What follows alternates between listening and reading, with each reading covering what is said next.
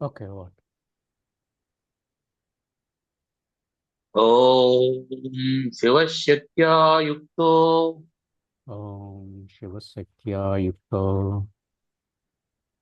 यदि भवति शक्तः प्रभवितुम् यदि भवति शक्तः प्रभवितुं न चेदेवं देवो न चेदेवं देवो न खलु कुशलः स्पन्दितुमपि न खलु कुशलः स्पन्दितुमपि अतस्त्वामाराध्याम् अतस्त्वामाराध्यां हरिहरविरिञ्चादिभिरपि हरिहरविरिञ्चादिभिरपि प्रणन्तुं स्तोतुं वा प्रणम्तुं स्तोतुं वा कथमकृतपुण्यः प्रभवति।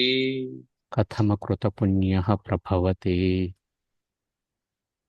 सर्ववेदान्तसिद्धान्तगोचरम् सर्ववेदान्तसिद्धान्तगोचरं तमगोचरम् तमगोचरं गोविन्दं परमानन्दं गोविन्दं परमानन्दं सद्गुरुं प्रणतोऽस्म्यहम्।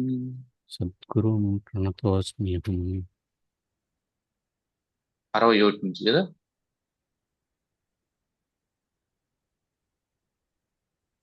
అజ్ఞాన సర్పదృష్టస్య అంతేనా. ఆ, అజ్ఞాన సర్పదష్టస్య అజ్ఞానసర్పదష్టస్య బ్రహ్మజ్ఞానౌషధం వినా బ్రహ్మజ్ఞానౌషధం వినా కిము వేదైశ్చ శాస్త్రైశ్చ కిము వేదైశ్చ శాస్త్రైశ్చ కిము మంత్రైః కిమౌషధైః. కిము మంత్రైః కిమౌషధైః. జగద్గురు శంకరాచార్యుల వారు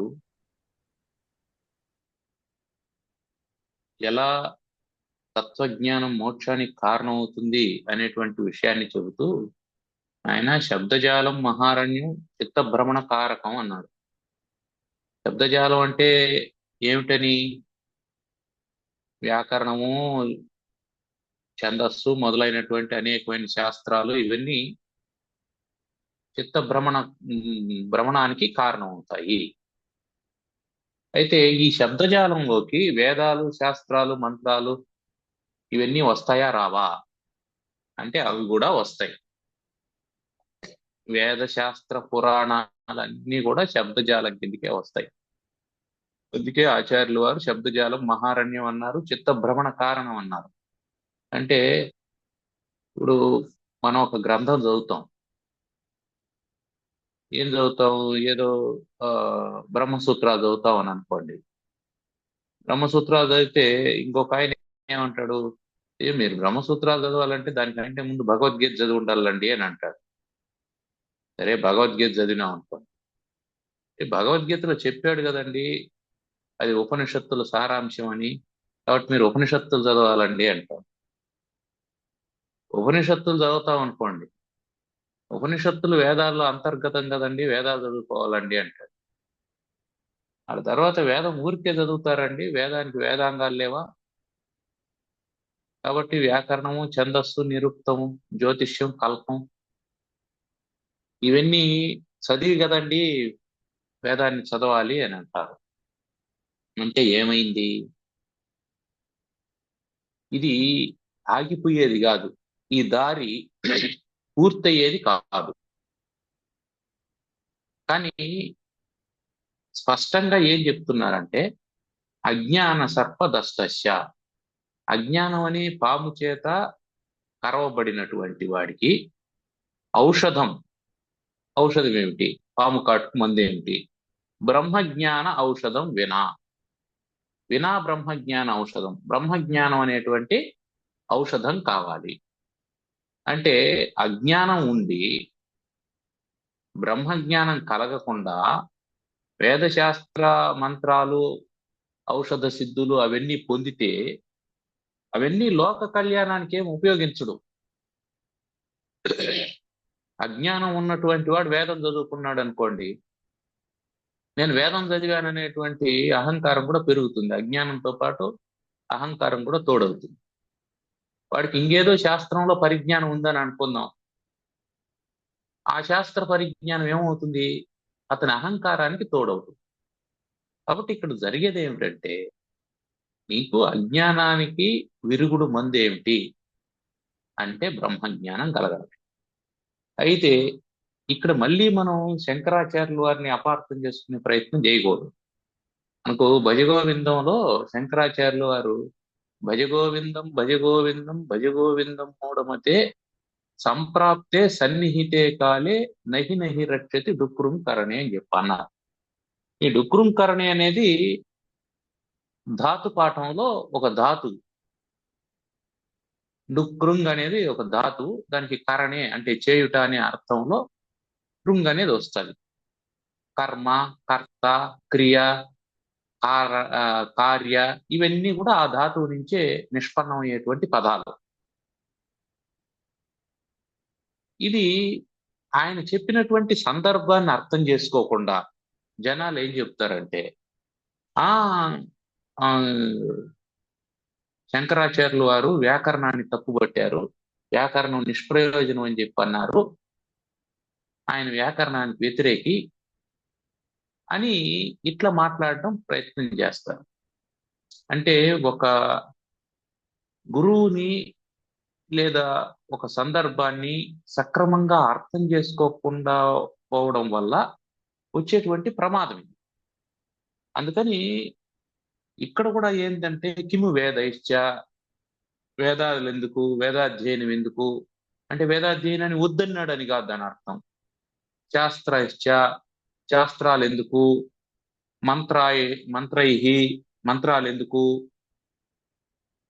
కిం ఔషధై ఔషధాల వల్ల ఏం ప్రయోజనం ఉంది అని అన్నాడు. దాని అర్థం ఏంటంటే, బాబు నీకు ఏ రోగం వచ్చిందో ఆ రోగానికి ఆ మందు వేయాలి కానీ మిగతా వాటి వల్ల అంతా ప్రయోజనం లేదు అని దాని అర్థం. నువ్వు రోగాన్ని కరెక్ట్ గా డయాగ్నోస్ చేసి, నీకు ముక్కు నొప్పి ఉంది, నీకు ముక్కు నొప్పికి మందు ఇవ్వాలి కానీ కిడ్నీ నొప్పికి మందు ఇవ్వకూడదు. అది మనం గుర్తుపెట్టుకోవాల్సింది. కాబట్టి అంటే కిడ్నీ మందు పనికి వస్తుందా పనికిరాదా అంటే అది ఇప్పుడు పనికిరాదు నేను మనం గుర్తుపెట్టుకోవాలి. అందువల్ల కిము వేదైశ్చ అంటే వేదాల వల్ల నీకు బ్రహ్మ జ్ఞానం కలగదు. గుర్తుపెట్టుకో ఈ విషయాన్ని. వేదం ఏం చెప్తుంది? పరబ్రహ్మం యొక్క స్వరూపాన్ని చెబుతుంది. మరి దాన్ని చదివితే వచ్చేస్తుంది కదంటే, చదివితే వచ్చేసేట్టుగా ఉంటే అందరికీ వచ్చేయాలి. చదివితే ఏది రాదు, దాన్ని సాధన చేస్తే వస్తుంది. ఇది గుర్తుపెట్టుకోవాలి. కాబట్టి వేదాన్ని నేను వల్లె వేస్తాను అంటే వెరీ గుడ్, మంచిదే, వల్లె వేయి. శబ్దశుద్ధి కలుగుతుంది, వాక్య శుద్ధి కలుగుతుంది, ధారణ శక్తి పెరుగుతుంది.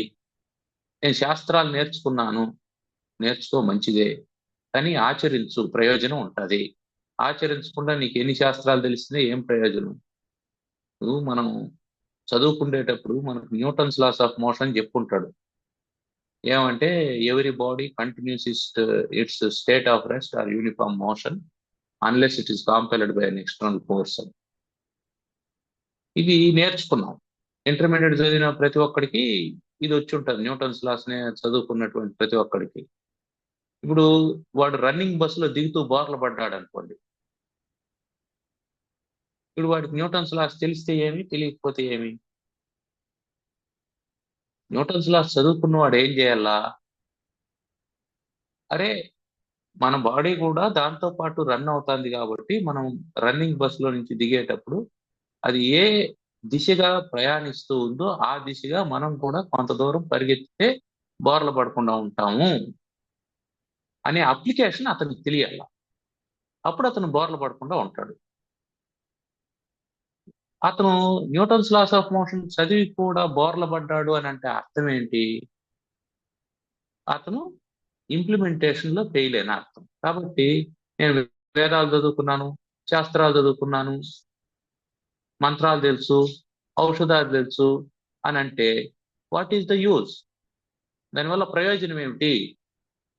ప్రయోజనం ఎప్పుడు సిద్ధిస్తుంది అంటే నువ్వు దానికి కావాల్సినటువంటి సాధన చేస్తూ ఉండాలి. సాధన చేస్తూ ఉండాలి. అది నీ హృదయంలో, నీ శరీరంలో, నీ దినచర్యలో, నీ జీవితంలో అది భాగం కావాలి. నీ నడవడికలో అది మార్పును తేవాలి. ఇవేవి తేకుండా నేను ఊరికే చదువుతాను అంటే లాభం లేదు. అదే ఇక్కడ చెప్తున్నది ఆచార్యులు వారు.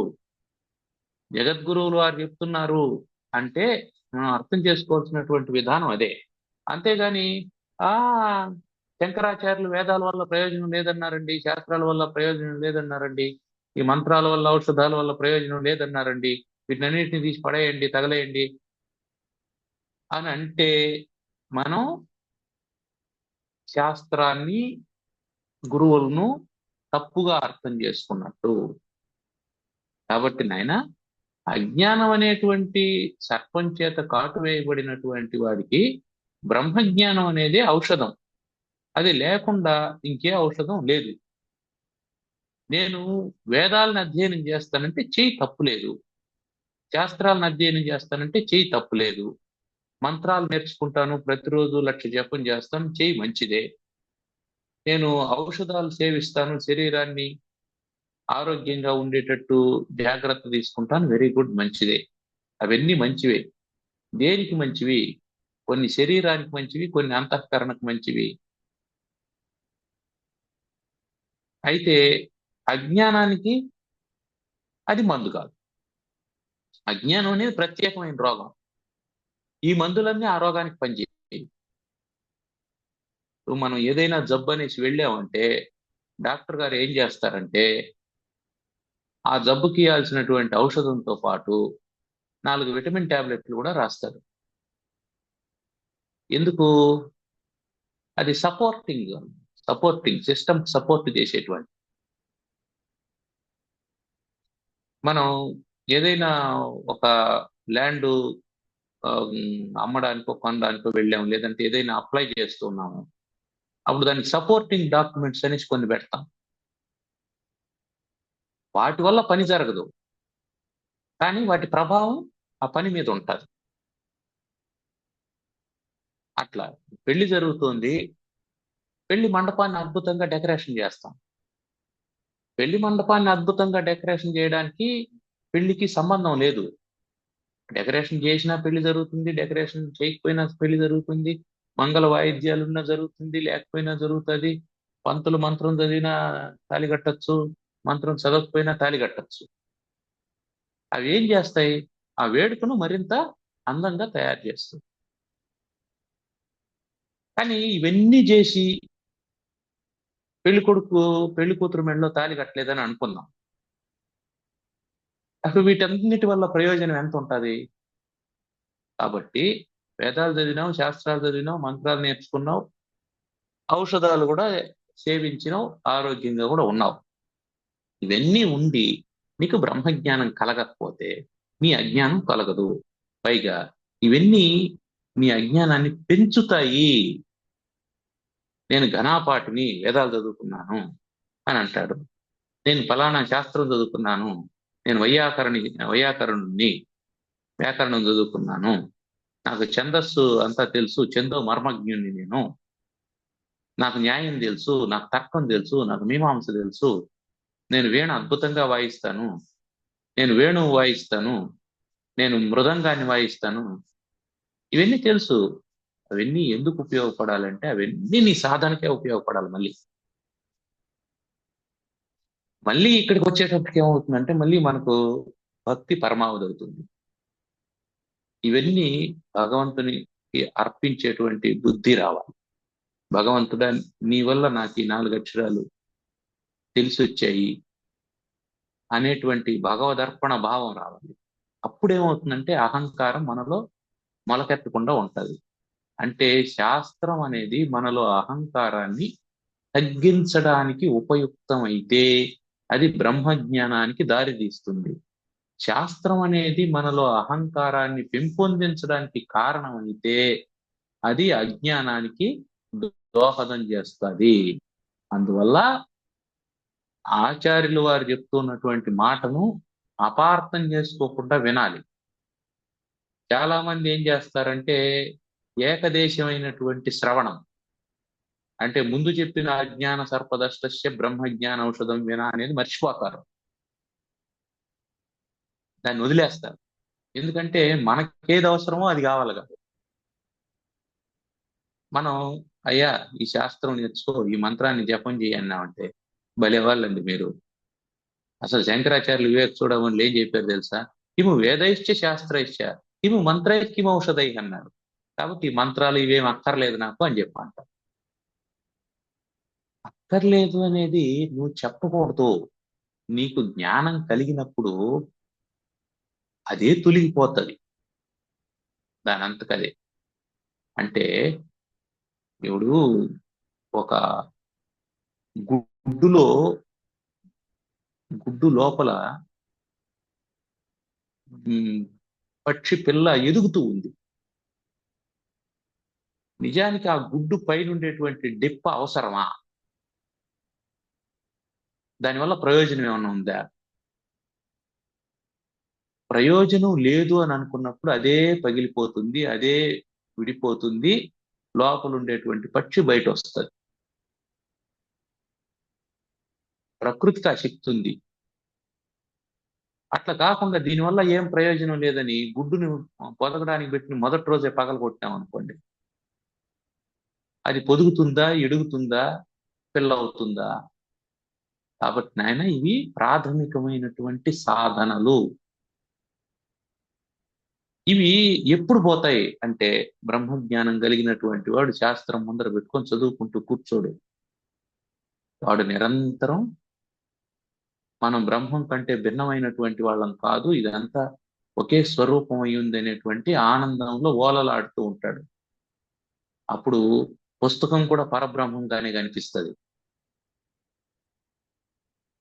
ఇక దాంట్లో ఉండే అక్షరాల సంగతి చెప్పాల్సినటువంటి అవసరం లేదు. ఆ అక్షరాలు తానే అయిపోయి ఉంటాడు. అది ఎప్పుడు? బ్రహ్మజ్ఞానం కలిగినప్పుడు. కలగనప్పుడు ఏం చేయాలా? గుడ్డుని జాగ్రత్తగా పెట్టాలా, ఇంక్యుబేటర్లో పెట్టాలా, దానికి కావాల్సినటువంటి టెంపరేచర్ సెట్ చేయాలా, అది పొదిగేటట్టు చేయాలా, లేదా పక్షి దాన్ని పొదిగేటట్టు చేయాలా. చేస్తే ఏమవుతుంది? దాని లోపల పిల్ల పెరుగుతుంది, పెద్దదవుతుంది. పెద్దదైనప్పుడు ఏమవుతుంది? ఏ తల్లి అయితే ఆ గుడ్డును పెట్టిందో, ఏ తల్లి పక్షి అయితే ఆ గుడ్డును పెట్టిందో, ఏ తల్లి పక్షి అయితే దాన్ని జాగ్రత్తగా పొదుక్కొని వచ్చిందో, అప్పుడు అదే ఏం చేస్తుంది? ఆ ఏ గుడ్డు లోపల పిల్ల సిద్ధంగా ఉందో దాన్ని ముక్కుతో పొడుస్తుంది. అది రెండుగా పగిలిపోతుంది, పిల్ల దాంట్లో నుంచి వస్తుంది. ముందే ఆ పక్షి ఎందుకు దాన్ని పగలగొట్టదు అంటే దాని లోపల పరిపక్వ స్థితికి రాలేదనేది తెలుసు. కాబట్టి గురువు అనేవాడు శిష్యుడనే గుడ్డును పొదుగుతున్నాడని అనుకున్నాం. ఇప్పుడు ప్రాథమికంగా ఏం చేస్తాడు గురువు? నీకు మంత్రం ఇస్తాడు. మంత్రం ఇస్తాడు. గురువు గారు మంత్రాలు ఎందుకండి అని అనకూడదు. నీకు నాయన నీ ఆరోగ్యం ఎట్లుంది, నువ్వు కూర్చోగలుగుతున్నావా, ఏవైనా దానికి కావలసినటువంటి యోగాసనాలు లాంటివి ఏవైనా వేస్తావా, లేదా నీకేమైనా ఔషధం కావాలనా అని ఒక ఆయుర్వేదంలో ఒక ఔషధం ఇస్తాడు. ఇదిగో త్రిఫలా వాడుకో అని. నీకు నిద్ర పడుతుందా? లేదు. దానికి కావలసినటువంటి ఔషధం ఇది వాడు, ఏదో పాలల్లో అశ్వగంధ కలుపుకొని తాగు, ఇదేదో చెప్తాడు. ఇవంతా ఎందుకు చెప్తాడు? ఔషధం ఎందుకు చెప్తాడు? సాధకుని ఆరోగ్యం కోసం చెప్తాడు. మొదట సాధనకు ఆరోగ్యం అవసరం, అందుకని ఔషధం ఇస్తాడు. ఇది శరీరం. ఆ తర్వాత మంత్రం. మంత్రం దేనికి? నువ్వు వెనక నుంచి వస్తున్నామా, ముందు ఔషధం ఇస్తాడు,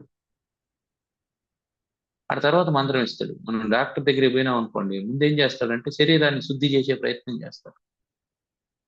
ఎనిమా లాంటివి ఏదైనా ఇచ్చి శుద్ధి చేసేస్తాడు శరీరం. ఆ తర్వాత మంత్రం. మంత్రం దేనికి? అంతఃకరణ శుద్ధి కొరకు. బాహ్యాభ్యంతర శుచి అనేది మనం వినుంటాం, అంటే లోపల బయట రెండు శుభ్రంగా ఉండాలా అని. మంత్రం చెప్పేటప్పుడు ఏం చేస్తాడు? ఆయన స్నానం చేసిరా, శుభ్రమైన వస్త్రాలు కట్టుకోనరా అంటాడు. స్నానం కూడా ఔషధం, అది గుర్తుపెట్టుకోవాలి మనం. శరీరాన్ని శరీరం సరైనటువంటి స్థితిలో ఉండడానికి మనం ఏమేం చేస్తామో అవన్నీ ఔషధాలే. కాబట్టి శరీరం కోసం స్నానం చేసిరా అంటాడు. గుడికి పోయేటప్పుడు ఎందుకు స్నానం చేసిరమ్మంటాడు? శరీరం శుభ్రంగా ఉండాలి. నీకు కరెక్ట్ గా స్వామి ముందర నిలబడి ఆ పూజారి హారతి ఇస్తూ ఉంటే అప్పుడు నీకు వీపులో నవ్వు పుట్టి నువ్వు నమస్కారం పెట్టుండే చేతులు తీసేసి వీపులో గోక్కుంటూ ఉన్నావు అనుకో, నీ దృష్టి భగవంతుని మీద ఉంటుందా, హారతి మీద ఉంటుందా, వీపు మీద ఉంటుందా? అందుకని స్నానం చేసి రమ్మంటారు. ఏముందండి అంతా పరమాత్మే. అవును, కాదని చెప్పలేదు. అంతా పరమాత్మ కాబట్టే స్నానం చేయాలి. అంత పరమాత్మ కాకపోతే స్నానం చేయాల్సిన అవసరం లేదు. పరమాత్మ కాబట్టి దాన్ని జాగ్రత్తగా చూసుకోవాలి. విలువైనటువంటి వస్తువు కాబట్టి. వజ్రం కాబట్టి లాకర్లో పెడతాం, రంగురాయి అయితే ఆడ వారేస్తాం, ఇంటి ముందరే ఉంటది, ఎవడు దాన్ని తాకను కూడా తాకను. వజ్రం కాబట్టి దాన్ని జాగ్రత్తగా కాపాడుకో. అందుకని గురువు ఏం చేస్తాడు? మొదట నీకు ఔషధం ఇస్తాడు. ఔషధం ఇచ్చి నీ శరీరాన్ని స్వస్థపరుస్తాడు, ఆరోగ్యంగా ఉండేటట్టు చూసుకుంటాడు. అప్పుడు ఓహో, ఇతనికి శరీరం కుదుటపడుతూ ఉంది, కూర్చోగలుగుతున్నాడు, ఆసన సిద్ధి కలుగుతుంది. ఇప్పుడు ఏం చేస్తాడు? మంత్రం ఇస్తాడు.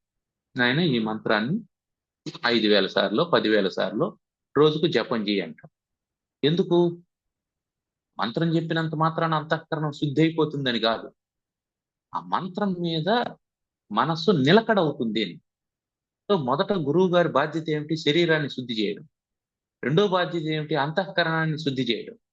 శరీరం కోసం ఔషధం ఇచ్చాడు, అంతఃకరణం కోసం మంత్రం ఇస్తాడు. సరే, అంతఃకరణం శుద్ధి అయింది. శుద్ధి అయిన తర్వాత ఏం చేయాల?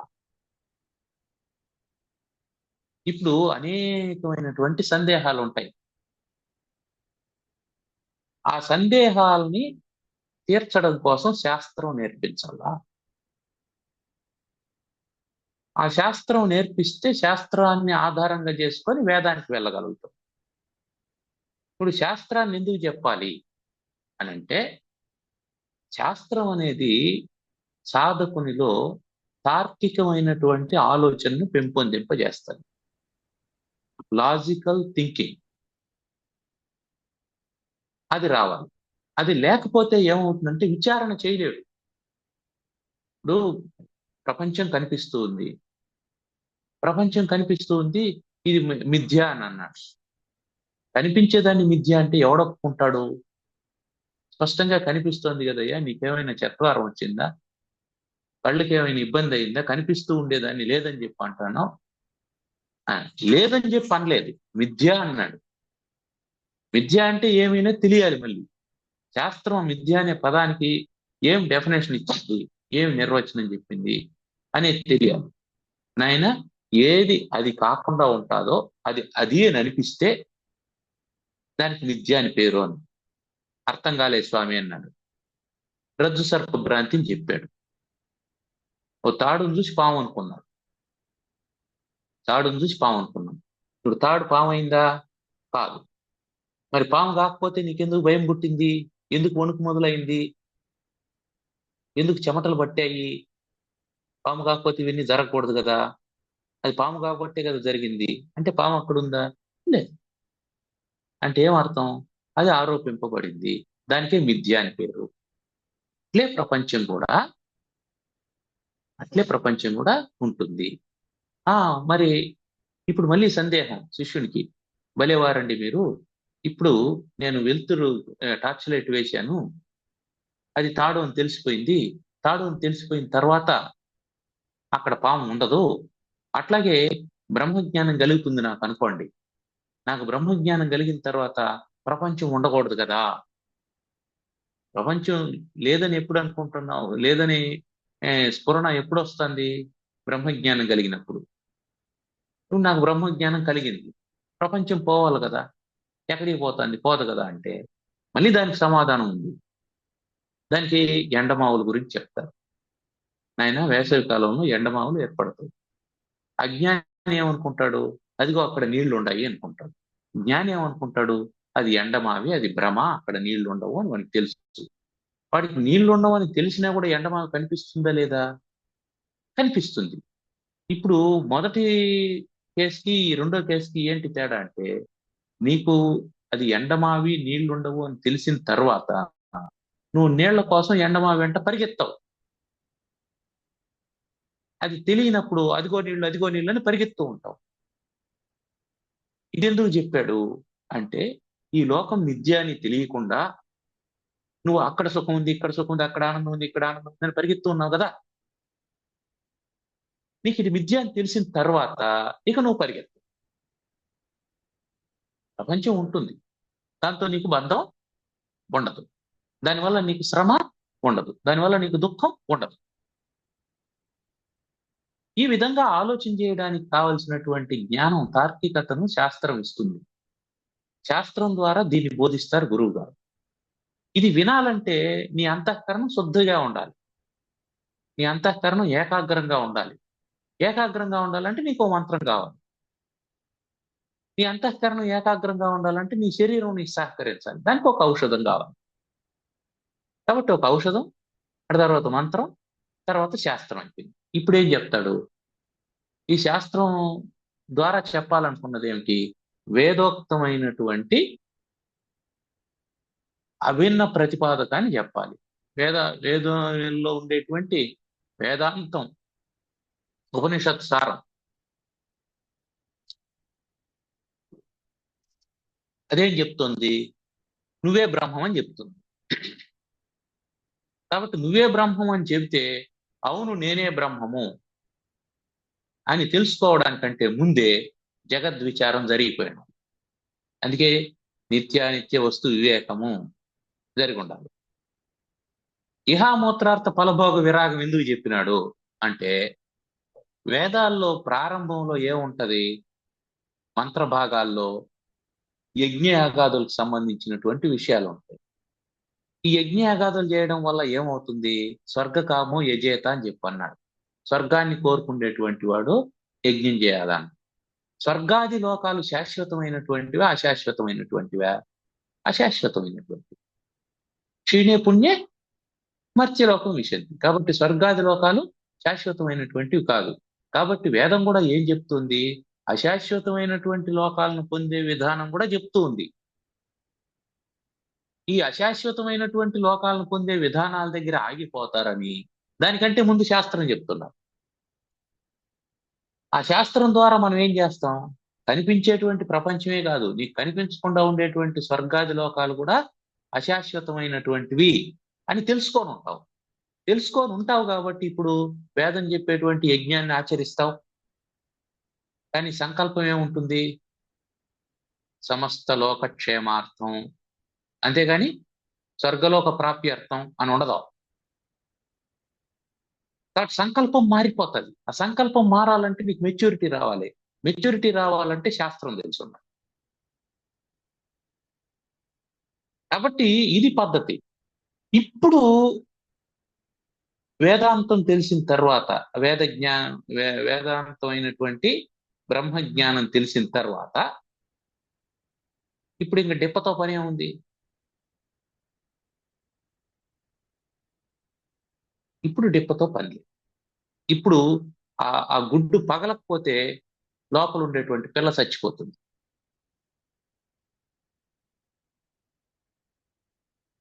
అంటే బ్రహ్మజ్ఞానం కలిగిన తర్వాత కూడా దీని నుంచి బయటపడలేదనుకోండి, ఏది? ఈ ఔషధాల వ్యామోహం, మంత్రాల వ్యామోహం, శాస్త్ర వ్యామోహం, వీటి నుంచి బయటపడలేదనుకోండి, అప్పుడేమవుతాడు? మళ్ళీ బంధంలో చిక్కుకుంటాడు. కాబట్టి ఇది పరిణామాన్ని గురించి చెప్తున్నాడు, ఇక్కడ పరిణతిని గురించి చెప్తున్నాడు. పరిణామంతో స్టార్ట్ అయ్యి పరిణతిని పొందాలి. పరిణామంతో స్టార్ట్ అయ్యి పరిణామం దగ్గరే ఆగిపోయినామంటే పరిణతి రాకపోతే నిష్ప్రయోజనం ఉంటుంది. పరిణతి వచ్చిన తర్వాత పరిణామం కోసం మళ్ళీ ఆలోచన చేయకూడదు. ఇది గుర్తుపెట్టుకోవాలా. పరిణామం జరుగుతూ ఉంటుంది, పరిణతి వచ్చింది. పరిణతి ఏమిటి? బ్రహ్మజ్ఞానం కలదు. బ్రహ్మజ్ఞానం వచ్చిన తర్వాత మళ్ళీ వెనక్కి పోకూడదు. అంటే ఏమండి, పూజలు చేయొచ్చునా చేయకూడదు? చేస్తావు. అప్పుడు కూడా దేనికోసం చేస్తావు? లోకక్షేమం కోసం చేస్తావు. లేదా నీ పరంపర ఉంటుంది, నీ శిష్యులు ఉంటారు. అరే గురువు గారే కూర్చొని జపం చేస్తూ ఉన్నారంటే మనం చేయకపోతే ఎట్లా అని కూర్చుంటాడు కనీసం. అప్పుడు నువ్వు జపం చేసేటప్పుడు ఏ దృష్టితో చేస్తావు? జపము బ్రహ్మము, జపమాల బ్రహ్మము, మంత్రము బ్రహ్మము, జపిస్తున్నవాడు బ్రహ్మము, ఏ ధ్యేయాన్ని గురించి చెప్తున్నామో ఆ ధ్యేయం బ్రహ్మం. కాబట్టి ధ్యాన, ధ్యేయ, ధ్యాత, మూడు త్రిపుటి. ఇవి సాధారణ స్థితిలో మూడుగా కనిపిస్తున్నాయి. ధ్యానం చేసేవాడు ఒకడు, ధ్యేయ వస్తువు ఒకటి, ధ్యానం అనే ప్రక్రియ ఒకటి. ఈ మూడుగా కనిపిస్తున్నాయి. ఎప్పుడు నీకు బ్రహ్మజ్ఞానం కలుగుతుందో అప్పుడు కూడా ధ్యానం జరుగుతూ ఉంటుంది, కానీ మూడు ఉండవు, ఒకటే ఉంటుంది. దేని గురించి ధ్యానం చేస్తున్నావు? నా గురించి. నువ్వెవరు? నేనే ధ్యాత. నువ్వెవరు? నేనే ధ్యేయం. నువ్వు చేస్తున్నది ఏంటి? ధ్యానం. నేనే ధ్యానం, నేనే ధ్యాత, నేనే ధ్యేయం. కాబట్టి అక్కడ త్రిపుటి లేదు, మూడు లేవు, ఒకటే ఉంది. ఆ మూడు లేకుండా ఒకటి ఉన్నప్పుడు చేసేటువంటి ధ్యానానికి, మూడుగా ఉన్నప్పుడు చేసేటువంటి ధ్యానానికి తేడా ఏమిటంటే, మూడు లేకుండా ఒకటి ఉన్నప్పుడు నీకున్నది బ్రహ్మజ్ఞానం, మూడు ఉన్నాయి అనుకున్నప్పుడు అజ్ఞానం. ఇది తేడా. అజ్ఞానం ఉన్నప్పుడు కూడా, అజ్ఞానం ఉన్నప్పుడు ధ్యానం చేస్తాం. అంటే నాకంటే భిన్నమైనటువంటి భగవంతుడు ఉన్నాడు, నేనున్నాను, మధ్యలో నా మనసు ఉంది, ఆ మనసు భగవంతుని మీద లగ్నం కావాలి, ఈ ప్రాసెస్ అంతా జరగాలి అని అనుకుంటే అర్థం ఏంటి? అక్కడ అజ్ఞానం ఉంది, ఇవన్నీ ప్రాసెస్ నడిపిస్తున్నాం. ఇప్పుడు నాకంటే భిన్నంగా భగవంతుడు లేడు, నేను లేదు, నా శరీరం లేదు, నా అంతఃకరణం లేదు, అంతా ఒకటే అని అనుకున్నప్పుడు, బ్రహ్మజ్ఞానం ఉన్నప్పుడు అక్కడ మూడెందుకుండా ఏమీ లేదు. కొండ ఉంది, సముద్రం ఉంది. సముద్రంలో నీళ్లను కొండతో ముంచుకున్నాం. అప్పుడు ఎన్ని ఉన్నాయి? కొండ నీళ్లున్నాయి, సముద్రం నీళ్లున్నాయి, కొండ ఉంది. మూడు ఉన్నాయి. సరే, ముంచిన వాడిని పక్కన పెడదాం, మూడు ఉన్నాయి. ఇప్పుడు కొండను తీసేసాం. కొండను తీసేస్తే ఏమైంది? నీళ్ళేవా? ఇప్పుడు ఆ కొండ కూడా సముద్రంలోనే ఉంది, కొండ కూడా సముద్రంలోనే ఉంది. అప్పుడు కొండ బయట నీళ్ళే, కొండ లోపల నీళ్ళే, కొండ నీళ్ళే, నీళ్లు లేకుండా కొండ లేదు, కొండ లేకుండా నీళ్లు లేవు అన్నట్టు అయిపోయింది. కాబట్టి నువ్వు ఎప్పుడైతే సముద్రంలో మునిగిపోతావో, ఇప్పుడు నువ్వు సముద్రంలో ఉండేటువంటి నీళ్లలో నుంచి, అంటే అఖండమైనటువంటి ఆత్మ చైతన్యంలో నుంచి కొంత చైతన్యాన్ని స్వీకరించి నీ శరీరం అనేటువంటి కొండలో నింపుకొని, నేను కొండను, నేను చైతన్య స్వరూపాన్ని, నాకంటే భిన్నంగా సముద్రం ఉంది అని అనుకుంటూ ఉన్నావు. ఇప్పుడు నువ్వు ఎంతసేపు బయట ధ్యానం చేసినా, ఎంతసేపు బయట ధ్యానం చేసినా, ఆచార్యులు వారు చెప్తున్నది అదే. నువ్వు ఎంతసేపు ప్రయత్నం చేసినా నువ్వు సముద్రంలో కలియకపోతే, నీ కొండను బద్దలు కొట్టకపోతే నువ్వు సముద్రంతో కలిసిపోవు, సముద్రంతో ఒకటి కావు. నువ్వు ఎప్పుడు గొప్పవాడి అవుతావు అంటే, నువ్వు సముద్రం అయిపోతే గొప్పవాడి అయిపోయినట్టు లెక్క. నువ్వు కొండగా ఉన్నంతసేపు నీకు పరిచ్ఛిన్నత ఉంది, పరిమితి ఉంది, నీకు లిమిటేషన్స్ ఉన్నాయి. ఈ లిమిటేషన్స్ ఎవరు ఏర్పాటు చేసుకున్నారు? నీకు నువ్వు లిమిటేషన్స్ ఏర్పాటు చేసుకున్నావు. ఈ లిమిటేషన్స్ పోవాలి, నువ్వు అన్లిమిటెడ్ కంపెనీ అయిపోవాలంటే నువ్వు సముద్రంలో కలవాలి. సముద్రంలో కలగడానికి నీకు ఉన్నటువంటి అడ్డంకి ఏంది? నీ ఉపాధి ఉంది. అంటే కొండను బద్దలు కొట్టేస్తాం సార్ అంటే, బద్దలు కొట్టాల్సిన అవసరం లేదు, దాన్ని సముద్రంలో వేస్తే సరిపోయింది అంతే. అంటే ఇక్కడ మళ్ళీ సందేహం వస్తుంది. అంటే శరీరం ద్వారా కదా నేను వేరు, బ్రహ్మం వేరు అనేది తెలుస్తుంది. శరీరం ఎగ్జిస్ట్ అయినటువంటి కారణం చేత కదా, శరీరం మేనిఫెస్ట్ అయినటువంటి కారణం చేత కదా అహంకారం, మమకారాలు ఇవన్నీ ఏర్పడ్డాయి. కాబట్టి శరీరాన్ని పోగొట్టుకునేస్తే అని, శరీరాన్ని ధ్వంసం చేసుకునేటువంటి వాళ్ళు, ఆత్మహత్య చేసుకునే అలాంటి వాళ్ళు ఉంటారనే ఉద్దేశంతో, నాయన శరీరం నీకు బ్రహ్మజ్ఞానానికి అడ్డు కాదు కదా, అది నీకు సాధనము, అది నీకు సాధనము. ఎందుకు? కొండలో ఉండే నీళ్లను సముద్రంలోకి తీసుకోవడం సులభం. ఏ పాత్ర లేదనుకో నీళ్ళ నెట్ట సముద్రంలోకి తీసుకెళ్తావు? తీసుకెళ్ళలేవు. కాబట్టి శరీరం ద్వారా ధర్మాన్ని సాధించడం, శరీరం ద్వారా సాధన చేయడం, శరీరం ద్వారా బ్రహ్మజ్ఞానాన్ని పొందడం సులభం. శరీరాన్ని ధ్వంసం చేస్తే బ్రహ్మజ్ఞానాన్ని పొందలేము. కారణం ఏంటంటే ఈ ఒక్క శరీరానికి మాత్రమే ఆ అర్హత ఉంది. ఆ కారణం చేత ఔషధాలు, మంత్రాలు, శాస్త్రాలు, వేదాలు ఇవన్నీ పరంపరా సాధనలు. పరంపరా సాధనలు అంటే ఒకదానికొకటి శ్రేష్టమైనటువంటివి. వాటి వల్ల కాలాంతరంలో అంటే ఒక్కొక్క స్టెప్ ఎక్కిన తర్వాత దాని ప్రయోజనం ఉంటుంది. మనం నిచ్చెన వేసుకున్నాం మేడ మీదకి ఎక్కాలని, ఒకటో మెట్టు మీద కాలు పెట్టాం, అక్కడి నుంచి రెండో మెట్టు మీదకి ఎక్కాం, మూడో స్టెప్, నాలుగో స్టెప్ ఇట్లా ఎక్కుతూ ఉన్నాం. ఇప్పుడు ఒకటో స్టెప్ పనికి వస్తుందా పనికిరాదా? పనికొచ్చింది. రెండో స్టెప్ పనికొచ్చిందా పనికిరాదా? పనికొచ్చింది. ఇప్పుడు నేను ఒకటో స్టెప్ దగ్గర ఆగిపోతాను లేదా రెండో స్టెప్ దగ్గర ఆగిపోతాను అంటే నువ్వు మేడ మీదకి చేరతావా?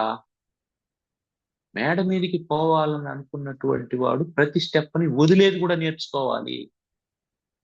ఒకటో స్టెప్ మీద కాలు పెట్టేది ఎట్లా సాధన చేశావో, రెండో స్టెప్ మీద కాలు పెట్టిన తర్వాత ఒకటో స్టెప్ మీద వ్యామోహం వదిలేయాలి. అయ్యో ఈ స్టెప్ నన్ను ఇంత పైకి తీసుకొని వచ్చింది, దీన్ని ఎట్లా వదిలేసేది, నేను కృతజ్ఞుణ్ణైపోతాను అని అనుకుంటే నువ్వు రెండో స్టెప్ మీద అడుగు పెట్టలేవు. కాబట్టి ఔషధాన్ని వదిలేయాలి, మంత్రాన్ని వదిలేయాలి, శాస్త్రాన్ని వదిలేయాలి, వేదాన్ని కూడా వదిలేయాలి. ఒకటో స్టెప్, రెండో స్టెప్, మూడో స్టెప్, నాలుగో స్టెప్. నువ్వు లక్ష్యాన్ని చేరుకోవడానికి ఇవన్నీ అవసరం. లక్ష్యం చేరుకున్న తర్వాత నీ లక్ష్యం అదైనప్పుడు ఒకటో స్టెప్ తో మళ్ళీ పనే ఉంది నీకు, రెండో స్టెప్ తో పనే ఉంది. నువ్వు మళ్ళీ కిందికి దిగాలంటే పని. నువ్వు క్రిందికి దిగేదానికి కాదు ఎక్కువ ఉన్నది, అక్కడ ఉండిపోవడానికి, అక్కడే ఉండడానికి చేస్తున్నావు పని, మళ్ళీ వెనక్కి రావడానికి కాదు. అందువల్ల ఏం చేయాలా? దీన్నంతా ఈ నిచ్చెన్ను నువ్వు పైకి ఎక్కిన తర్వాత కాలుతో తన్ని దూరంగా దోచేయాలి. ఎందుకు తెలుసా? అది ఉంది అంటే మళ్ళీ కిందికి దిగుదామని కోరుకుంటాం. అందుకని కిము వేదైశ్చ శాస్త్రైశ్చ కిము మంత్రై కిము ఔషధై. మళ్ళీ అంత పెద్ద బ్రహ్మజ్ఞాని అయినటువంటి వాడికి ఏదో సిద్ధి కలుగుతుంది, మళ్ళీ ఏదో ఒక మంత్రం వేస్తాడు, మళ్ళీ ఏదో ఒక తాయెత్తు కడతాడు, మళ్ళీ ఇట్లా చిల్లర పనులకు ఎక్కడ దిగేస్తారో అని జగద్గురువులు వారు ఉద్ధరించడం కోసం సాధకుల్ని, ఆయన నువ్వు మేడ మీదకి చేరిన తర్వాత నిచ్చెనతో సంబంధం పెట్టుకోవద్దు. ఎందుకు? మేడ మీద ఉండేవాడిని నిచ్చెన ఏం చేస్తుంది? కిందికి లాగుతుంది. కింద ఉండేవాడిని నిచ్చెన ఏం చేస్తుంది? పైకి పంపిస్తుంది. నీ లక్ష్యం ఏంది? పైకి పోవడం, కిందికి రావడం. పైకి పోవడం అనుకున్నప్పుడు నిచ్చెని చాలా జాగ్రత్తగా వాడుకో, దానికి నమస్కారం చేయి, అది జారకుండా కావాల్సిన ఏర్పాట్లు చేసుకో, అది స్ట్రాంగ్ గా ఉందో లేదో చూసుకో, ఎక్కడైనా ఊడిపోయి ఉంటే దానికి తాడు కట్టుకో, మేకులు కొట్టుకో, దాన్ని చక్కగా తయారు చేసుకో. అంటే నీ సాధనలో ఎక్కడ ఇబ్బంది కలగకుండా జాగ్రత్తగా చేసుకో. సాధన చేసేటప్పుడు సాధన సంపత్తిని అంతా సమకూర్చుకో. ఒకసారి నువ్వు పైకి ఎక్కిన తర్వాత మళ్ళీ నీకు వెనక్కి రావాలనేటువంటి కోరిక అంతఃకరణం ఉన్నంత కాలం ఉంటుంది. అంతఃకరణం మాయ చేస్తూ ఉంటుంది. అది ఇంద్రియాలతో కలిసి ఒకసారి ఎట్లా పోయిద్దామా అంటుంది. సిగరెట్ తాగేవాడు మానేసినట్టు అన్నమాట ఇది. సిగరెట్ తాగేటువంటి వాడు ఒకరోజు శపథం చేస్తాడు, రేపు ఉదయం నుంచి నేను సిగరెట్లు తాగను. తాగకుండా కూడా ఉంటాడు, తాగకుండా కూడా ఉంటాడు, కొన్ని రోజులు ఉంటాడు. ఒక రోజు పాత స్నేహితుడు కనిపిస్తాడు, కనిపించి మామా దోస్తీకే లియే అని అంటాడు. సరే మనకేం తెలియని పని అది, ఒకసారి తాగుదాంలే అని అంటాడు. ఒకసారి తాగాడు కాబట్టి మళ్ళీ ఏమంటుంది, ఇది వరకు తాగుతూ ఉన్నటువంటి వాసనలు ఉన్నాయి, మళ్ళీ ఇంతకాలం ఆపేసి మళ్ళీ ఇప్పుడు మొదలు పెట్టాడంటే అర్థం ఏంటి? రేపు ఉదయం నుంచి కంటిన్యూ చేస్తాడని అర్థం. ఇప్పుడు ఏమైంది? ఇంతకాలం చేసినటువంటి సాధన వృధా అయిపోయింది. అప్పుడు ఏం చేయాలి నువ్వు? అట్లాంటి వాళ్ళతో స్నేహాన్ని కూడా వదులుకోవాలి. దాన్ని చెప్తున్నారు. ఆ స్నేహాన్ని వదిలేసి ఉన్నావు అనుకో, దోస్తీకే లియే అన్నాడు అనుకో, ఆయన నీ దోస్తీకి ఒక నమస్కారం. దోస్తీకే లియే ఒక భగవద్గీత శ్లోకం చెప్పొచ్చుగా, దోస్తీకే లియే ఒక పుస్తకాన్ని ప్రజెంటేషన్ ఇవ్వచ్చుగా, దోస్తీకే లియే వివేక్ చూడమని క్లాసులోకి రావచ్చు కదా. దోస్తీకే లియే మద్యపానం చేద్దాం, దోస్తీకే లియే ధూమపానం చేద్దాం అనకపోతే అది మనం గుర్తుపెట్టుకోవాల్సింది. కాబట్టి దోస్తీ మంచిదే. ఎప్పుడు మంచిది? మనం మేడ మీదకి ఎక్కుతూ ఉన్నప్పుడు మంచిది. మేడ మీద నుంచి కిందికి దిగుతా ఉన్నప్పుడు మంచిది కాదు.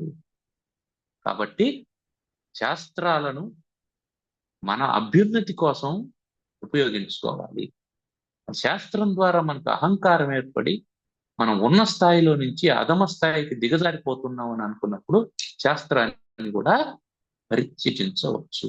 అది ఇక్కడ అర్థం చేసుకోవాల్సింది. అంతేగాని నీకు ఏమీ లేదు అప్పుడే వదిలేస్తానంటే ఎట్టా? ఎందుకని మంత్రాలు, దానివల్ల ఏం ప్రయోజనం, నేను వదిలేస్తానంటే తప్పు. ఒకటో స్టెప్ లేకుండా నువ్వు ఈ మాట మాట్లాడినావంటే నువ్వు నిచ్చెన పైన అడుగే పెట్టావు. నిచ్చెన పైన అడుగే పెట్టినటువంటి వాడు మేడ మీదకి చేరే ప్రసక్తే లేదు. అంటే గుడికి పో, ఉర్లు దండాలు పెట్టు, ఉపవాసాలుండు. ఉపవాసం ఎందుకు ఉండమంటాడు? ఏకాదశి ఉపవాసం ఎందుకు ఉండమన్నాడు? అది ఔషధం. అన్నం ఔషధం అయ్యా. దాన్ని ఎంత తీసుకోవాలనో అంతే తీసుకోవాలి.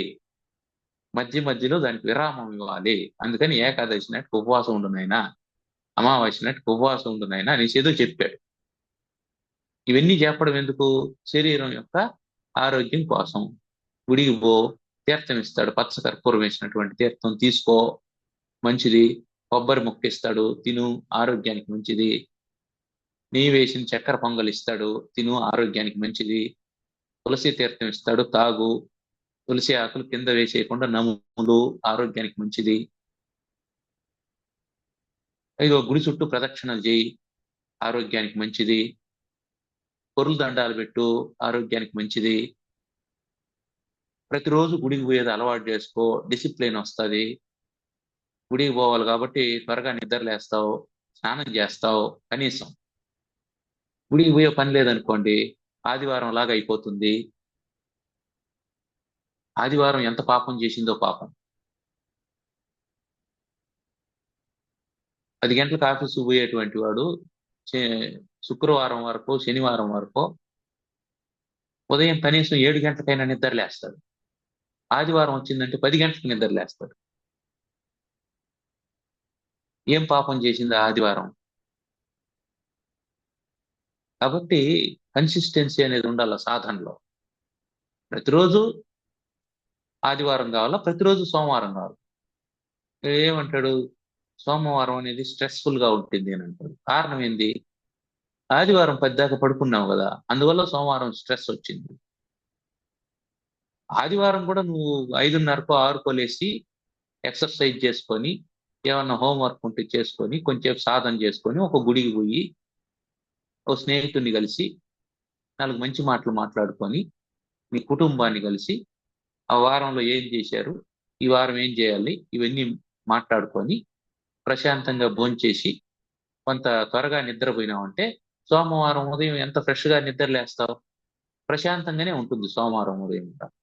అట్లా కాకుండా ఆదివారం 10 గంటలకో 11 గంటలకో నిద్రలేసి 12 గంటలకు బ్రష్ చేసి 1 గంటకు టిఫిన్ తిని, మధ్యాహ్న భోజనం 6 గంటలకు తిని, రాత్రి భోజనం 12 గంటలకు తిని, అర్ధరాత్రి 1:30కు పడుకొని, తెల్లారితో అలారం మోగుతా అంటే కూడా లేకుండా, అయ్యయ్యో టైం అయిపోయింది, ఆఫీసుకు పోవాలి, బా సోమవారం అంటే ఎప్పుడు స్ట్రెస్ బా.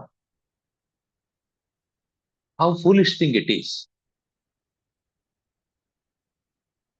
కాబట్టి సోమవారం అనేది స్ట్రెస్ఫుల్ గా ఉంటుందా? ఉండదు, ఎప్పుడు ఉండదు. కాబట్టి శాస్త్రం నీకు ఏం చెప్పాలనో, ఎంత చెప్పాలనో అది చెప్తూ ఉంటుంది. దాన్ని ఎలా వాడుకోవాలనేది నీ విచక్షణ మీద ఆధారపడి ఉంటుంది. అందుకని గుడికెళ్ళు, వెళ్ళమని చెప్తారు, వదిలేయద్దు. మంత్రం చెప్తారు, వదలద్దు. శాస్త్రాన్ని అధ్యయనం చేయి, వదలద్దు. ప్రకరణ గ్రంథాలను అధ్యయనం చేయి, వదలద్దు. అన్నీ చెయ్యి. ఇదంతా ఒక్కొక్క స్టెప్ ఎక్కి నువ్వు మేడ మీదకి చేరాల్సిందే. మేడ మీదకి చేరాలనుకున్నప్పుడు ఇవన్నీ అవసరం. వద్దనుకున్నప్పుడు దాని జోలికి వెళ్ళద్దు. వెళ్ళే వాళ్ళని చూసి నువ్వేం కామెంట్ చేయొద్దు. మహాభక్తుడు అబ్బాయిన పెద్ద పెద్ద బొట్లు పెట్టుకొని రుద్రాక్ష మాలలు వేసుకొని గుళ్ళకు గోపురాలకు తిరగతా అంటాడు. నీకెందుకయ్యా? నీకెందుకు? నువ్వు నిచ్చెన ఎక్కాలనుకున్నావా? లేదు కదా. నీకు నిచ్చెన గురించి కానీ, ఎక్కేవాడిని గురించి కానీ, మేడ గురించి కానీ నీకెందుకు? కాబట్టి అంటే అంతఃకరణం యొక్క స్థితిగతులు చెప్తున్నా నేను. ఇప్పుడు వాడు 4 సార్లు ఏమి నామం పెట్టుకోండావు అని 4 సార్లు అడిగాడు అనుకో, ఏదో పెట్టుకున్నానంటే ఏదో కారణం ఉంటుంది చెప్పుకుంటే, ఏమి లేదంటే ఏమి లేకుండా ఎందుకు పెట్టుకున్నావు అని 4 అడిగారు అనుకో, ఏందిరా కర్మ? అందరికి సమాధానం ఏడ చెప్పుకుంటాండి, ఇది రేపు నుంచి పెట్టకపోతే సరిపోయింది కదా అని అనుకున్నావంటే నష్టం ఊరికి. నీ సాధన నీది, అవతల వాళ్ళ అభిప్రాయంతో నీకు సంబంధం లేదు. అవతల వాళ్ళకి నీ వల్ల ఏమన్నా హాని జరుగుతుందా అది చెక్ చేసుకో. నేను నామం పెట్టుకునే వాళ్ళ, నేను రుద్రాక్షలు వేసుకునే దాని వల్ల ఎవరికైనా ఇబ్బంది కలుగుతుందా? లేదు అనుకున్నప్పుడు మళ్ళీ దాన్ని వాళ్ళ అభిప్రాయం కోసం నేను తీసేయడం ఎందుకు? నేను గడ్డం పెంచుకోవడం వల్ల ఎవరికైనా ఇబ్బంది జరుగుతుందా? అవతల వాళ్ళు నీకు గడ్డం బాగలేదంటే నేను తీసేయడం ఎందుకు? అవతల వాళ్ళు నీకు గడ్డం బాగుంది అంటే నేను పెంచుకోవడం ఎందుకు? వాళ్ళ అభిప్రాయంతో నీకేం పని? నీ ఎమోషన్స్ ను వాళ్ళు ఎందుకు కంట్రోల్ చేయాలా? నీ అంతఃకరణం ఏందో నీకు తెలిసి ఉండాలా, నీ స్థితి ఏందో నీకు తెలిసి ఉండాలా, నీ సాధన ఏందో నీకు తెలిసి ఉండాలా, నీ మంత్రం నీకు తెలిసి ఉండాలా, నీ తంత్రం నీకు తెలిసి ఉండాలా, నీ ఔషధం నీకు తెలిసి ఉండాలి. అందరికీ అన్ని పని చేయి. అందరికీ అన్ని పని చేయి. ఎవరెవరి శరీర స్థితి, ఎవరెవరి మానసిక స్థితి అది వేరుగా ఉంటుంది. వాడికి తలనొప్పి ఉంటుంది, వాడికి టాబ్లెట్ వేసుకుంటే తగ్గుతుంది. వాడికి జెండు బాంబు పూసుకుంటే తగ్గుతుంది. ఒకడికి సినిమాకి పోతే తలనొప్పి తగ్గుతుంది. ఒకరికి ఇంకేదో ఔషధం సేవిస్తే తలనొప్పి తగ్గుతుంది. ఒకరికి మంచినీళ్ళు 2 బాటలు తాగినాడంటే తలనొప్పి తగ్గిపోతుంది. కాబట్టి అందరి తలనొప్పి ఒకటి కాదు. దాని పేరు తలనొప్పి, కానీ అందరి తలనొప్పి ఒకటి కాదు. అది మనం గుర్తుపెట్టుకోవాలి. ఆకలి ఒకటే. సింహం ఆకలి, జింక ఆకలి ఒకటి కాదు. దానికి ఆకలి ఉంది, దీనికి ఆకలి ఉంది. నువ్వేం చేస్తాడో, నీ దగ్గర గడ్డి ఉందని రెండింటికి వేస్తా. నువ్వు వేసిన గడ్డి జింక ఆకలి తీర్చచ్చు, సింహం ఆకలిని తీరుస్తుందా? తీర్చదు. నువ్వేం చెప్తాను? దానికి నీతి బోధ చేస్తాను, నువ్వు మాంసాహారం తినకూడదు అని. ఆకలిని గడ్డితో తీర్చుకో అని చెప్తాను. అదేమవుతుంది? గడ్డి తినిందంటే అది వస్తుంది. కాబట్టి అవతల వాళ్ళ సాధనాల గురించి, అవతల వాళ్ళ వ్యవహారాల గురించి మనం ఏం చెప్పాల్సిన అవసరం లేదు. నీ గురించి నువ్వు తెలుసుకో. నీ గురించి నువ్వు తెలుసుకున్న తర్వాత అవతల వాళ్ళ అభిప్రాయాలతో కూడా నీకు సంబంధం లేదు. మనం ఒక ఇంటికి పోయాం, వాళ్ళు పాయసం చేశారు అద్భుతంగా. మనకు అప్పటికే జలుబు చేసి దగ్గు వస్తూ ఉంది. వాళ్ళు మీకోసమే పాయసం చేశామండి, మీరు తినకపోతే ఎట్లా అని చెప్పి అన్నారు. ఇప్పుడు వాళ్ళ అభిప్రాయాన్ని గౌరవించాలనే ఉద్దేశంతో మనం పాయసం తిన్నాం. దగ్గు ఎక్కువ అవుతుంది, జ్వరం వస్తుంది, కఫం చేరుతుంది, ఆ చెస్ట్ పెయిన్ వస్తుంది, గొంతు నొప్పి వస్తుంది. ఒక మొహమాటం కోసం ఇంత బాధను భరించాల్సిన అవసరం ఉందా? నాకు ఆరోగ్యం సరిలేదండి, నేను తినను, నేను స్వీకరించను. ఎట్లాగా అది ఎంత తీయటిదైనా పాయసాన్ని నువ్వు స్వీకరించలేదో, అవతల వాడు చెప్పేటువంటి మాట ఎంత తీయందైనా నువ్వు స్వీకరించద్దు. నువ్వు అద్భుతమైనటువంటి వాడివిరా, నువ్వు మహాత్ముడివి అంటే తీయనైనటువంటి మాటే స్వీకరించద్దు. అది నీకు హాని చేస్తుంది. నువ్వేంటి పనికిమాలినోడుగా ఉండవు? స్వీకరించద్దు, స్వీకరించద్దు. ఏది నువ్వు స్వీకరించద్దు. నీకు ఏది అవసరమో అది స్వీకరించు. నీకు ఎంత అవసరమో దాన్ని స్వీకరించు. అవతల వాడు ఇచ్చాడని మొత్తం తీసుకోవద్దు. నీకు మిగిలింది అవతల పడేయి.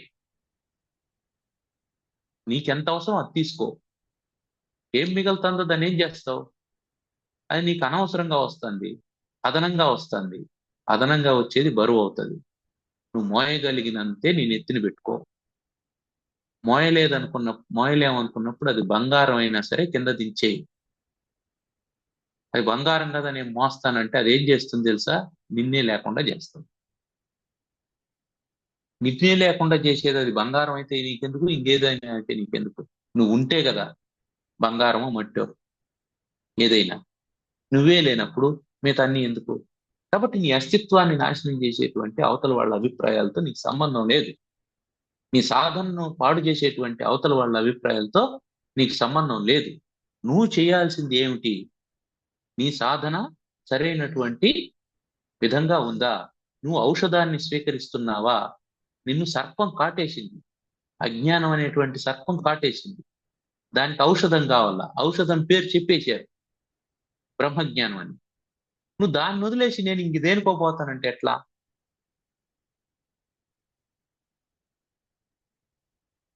నీకు ఆకలిగా ఉంది, అన్నం తింటే ఆకలి తీరిపోతుంది.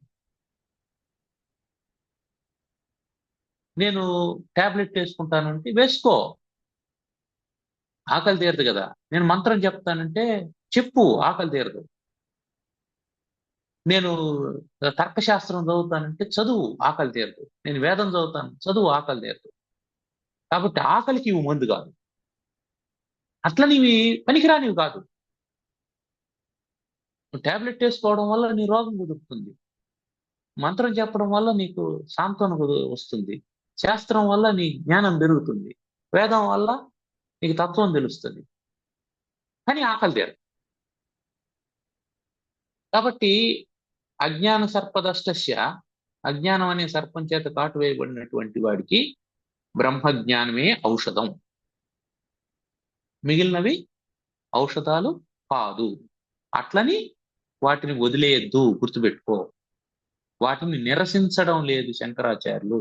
ఈ మాట అర్థం కావడం కోసం ఇంత ఎక్స్ప్లెనేషన్ అవసరమైంది. ఎందుకు అంటే ఆ డుక్కురుంకర్ అనే విషయంలో వ్యాకరణ శాస్త్రవేత్తలంతా శంకరాచార్యులకు వ్యాకరణ శాస్త్రం పడదు, ఆయన దాన్ని వ్యతిరేకించాడు. ఆయన ఆయన ఎందుకు వ్యతిరేకిస్తాడు? ఆయనకు తెలియదా?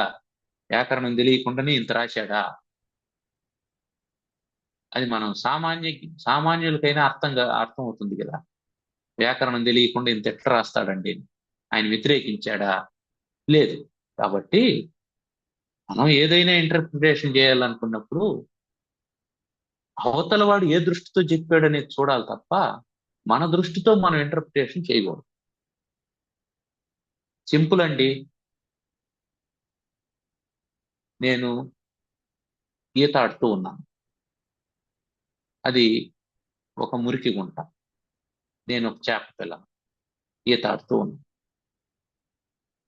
మీరు నాకు స్నేహితుడు, నన్ను చూసి చాలా బాధపడ్డారు.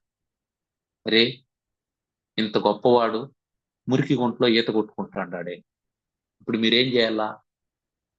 నన్ను ఉద్ధరించాలనుకున్న వాళ్ళు నన్ను తీసి తేట నీరుండేటువంటి బావిలో వదలచ్చు, లేదా మీకు ఇంకా శక్తి సామర్థ్యాలు ఉన్నాయంటే పెద్ద చెరువులో వదలచ్చు, మీకు ఇంకా శక్తి సామర్థ్యాలు ఉన్నాయంటే ఒక నదిలో వదలచ్చు, లేదా ఇట్లా కాదు వీడు ఇంకా గొప్పవాడు కావాలని అనుకుంటే సముద్రంలో అయినా వదలచ్చు.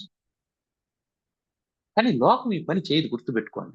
అది ఏం చేస్తుందంటే గట్టు నిల్చుకొని, ఇదిగో మురళి, నువ్వు ఈత ఆడడం వల్ల నువ్వు ఆ మురికి గుంటలో నీవు ఉండిపోయావు ఈత నేర్చుకోవడం వల్ల. అదే నువ్వు చెట్టు ఎక్కడం కానీ నేర్చుకొని ఉంటే నువ్వు ఎక్కడికో వెళ్ళుండేవాడివి, ఆకాశాన్ని దాకయ్యే అంత ఎత్తు చెట్లు ఉంటాయి. కాబట్టి నువ్వు చెట్టు ఎక్కడం నేర్చుకో అని చెప్తూ ఉంటారు. ఇప్పుడు నేనేం చేస్తానంటే, అయ్యో మనకు చెట్టు ఎక్కడం రాదే, చెట్టు ఎక్కడం రాదే అని దిగులు పడుతూ ఉంటారు. చెట్టు ఎక్కడానికి కావాల్సిన శరీర నిర్మాణం చేపకుంటుందా? ఉండదు కదా. కాబట్టి పైనుండేవాడు ఏం చెప్తాడు? వాడికి తెలిసింది వాడు చెప్తాడు. వాడు నువ్వు చెట్టు ఎక్కితే బాగుపడతావు అంటాడు. చెట్టు ఎక్కితే నిజంగానే బాగుపడతానా? చచ్చి ఊరుకుంటాను. ఆ నీళ్ళల్లో నుంచి బయట వస్తేనే చచ్చిపోతాం. కాబట్టి మన శ్రేయోభిలాషులు ఎవరు, కాలక్షేపానికి చెప్పేవాళ్ళు ఎవరు అనేది మనం గుర్తుపెట్టుకోవాలి. ఏముంటారంటే నువ్వు అదేంది పిహెచ్డి చేసినావు కదా, ఇంకో పిహెచ్డి చేసేయచ్చు కదా,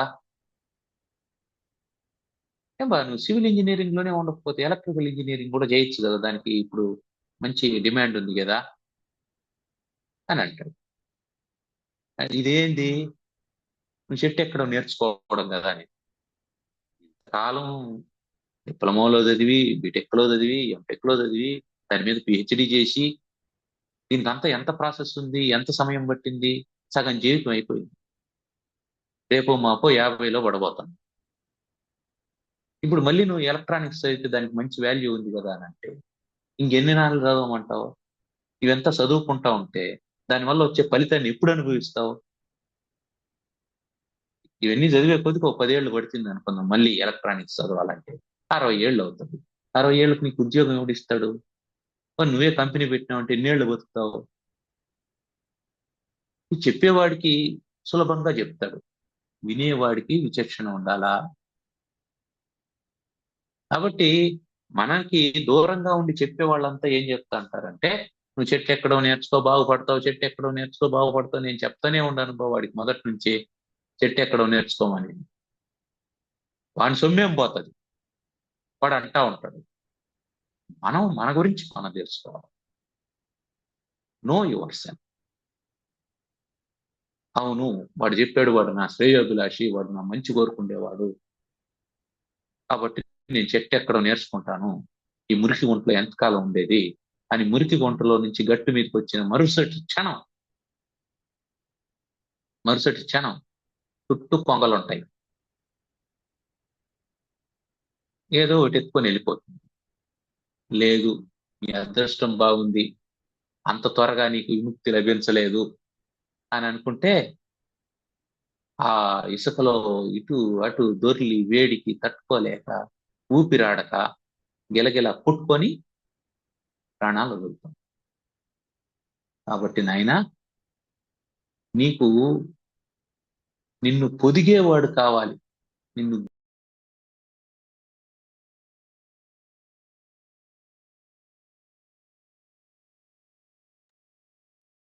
మ్యూట్లో ఉన్నాము.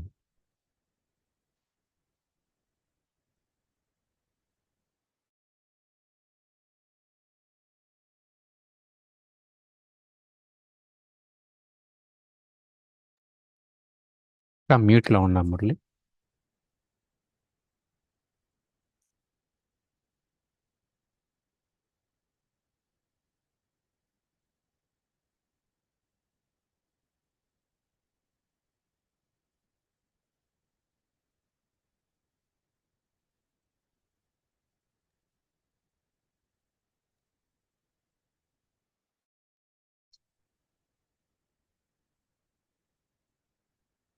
వినిపిస్తుంది కదా ఇప్పుడు? నిన్ను గుడ్డు నుంచి పిల్లగా పొదిగేవాడు కావాలి.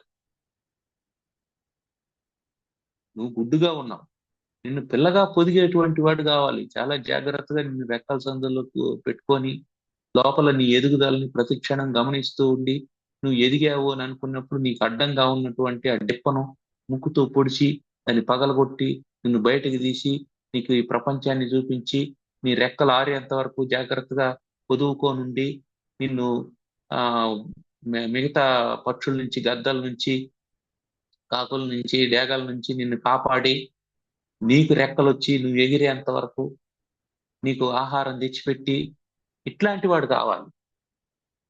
అంతేగాని నువ్వు చెరువులో ఈత్తా ఉంటే, నువ్వు ఈత నేర్చుకున్న దాని వల్ల నీ చెడిపోయినావు, నువ్వు చెట్టు ఎక్కడం నేర్చుకుంటే బాగుపడతావు అనేవాడు కాదు కావాల్సి.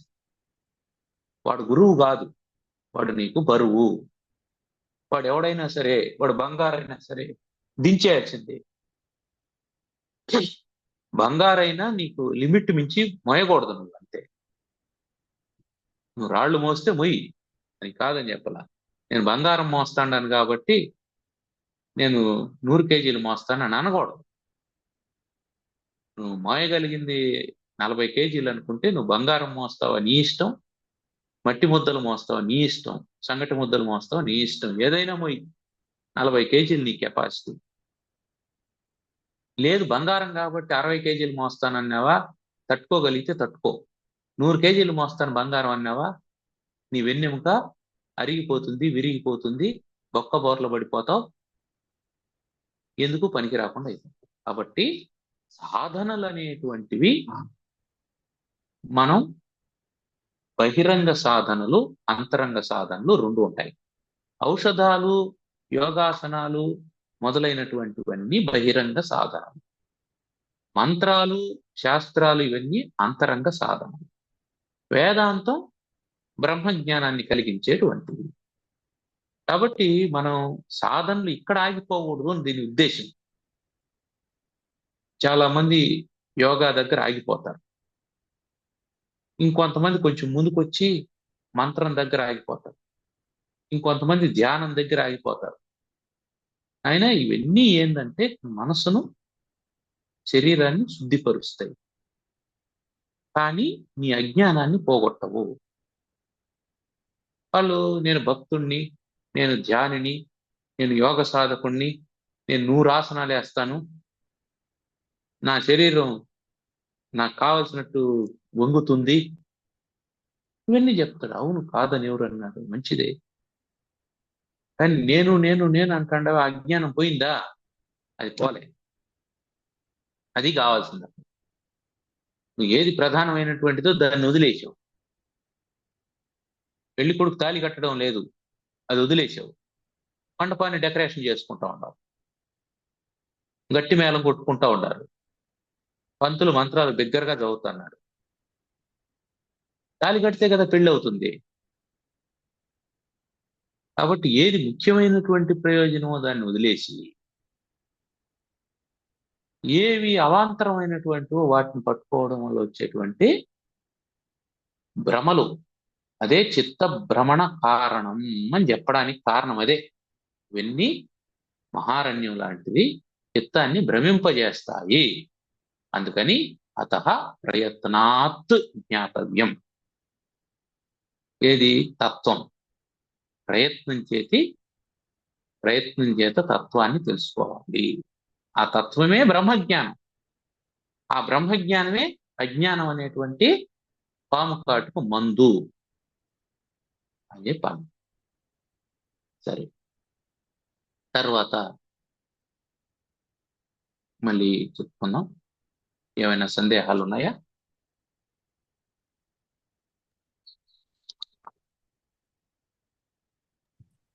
లేము.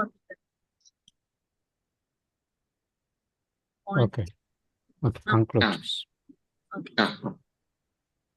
ఓం సర్వమంగళ మాంగళ్యే శివే సర్వార్థ సాధికే శరణ్యే త్ర్యంబకే గౌరీ నారాయణి నమోస్తుతే. ఓం స్వస్తి ప్రజాభ్యః పరిపాలయంతాం న్యాయ్యేన మార్గేణ మహిం మహిషాః గోబ్రాహ్మణేభ్యः శుభమస్తు నిత్యం. లోకాः సమస్తాः సుఖినో భవంతు. ఓం శాంతి శాంతి శాంతి. ధన్యవాదాలు.